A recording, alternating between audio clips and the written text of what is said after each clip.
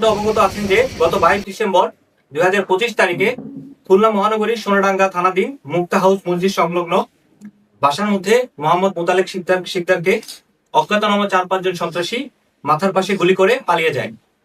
মুহূর্তে ঘটনাটি স্থানীয় জনগণের মনে ভীতি সঞ্চার করে এবং সকল প্রিন্ট এবং ইলেকট্রনিক মিডিয়ায় ব্যাপকভাবে প্রচারিত হয়। ফলশ্রুতিতে দেশবাসীর মনে ভীতি, শঙ্কা ও অনিরাপত্তার ছায়া ফেলে।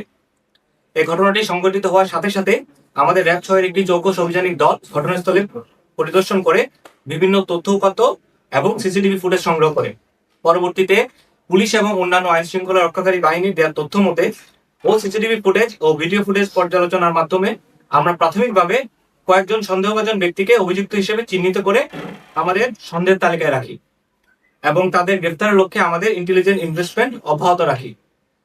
ফাইনালি গত 25 ডিসেম্বর 2025 তারিখে রাত আনুমানিক 8:30 ঘটিকায় উক্ত ঘটনায় সংশ্লিষ্ট এবং সন্নিহিত আসামি হিসেবে মোহাম্মদ আরিফকে আমরা গ্রেফতার করি। পরবর্তীতে এই আরিফকে আমরা খুলনা মেট্রোপলিটন ডিবির নিকট হস্তান্তর করি।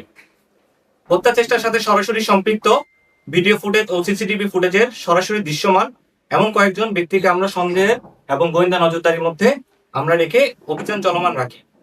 এই প্রেক্ষিতে গত 26 ডিসেম্বর 2025 তারিখ রাতে বিশেষ অভিযান পরিচালনা করে সোনাডাঙ্গা এলাকার বসুপাড়া হতে শীর্ষ সন্ত্রাসী শামীম সর্দার ওরফে ডিকে শামীম, যে ঢাকায় শামীম নামে পরিচিত, এবং উক্ত ঘটনায় উপস্থিত মাহাদিনকে আমরা গ্রেফতার করতে সক্ষম হই।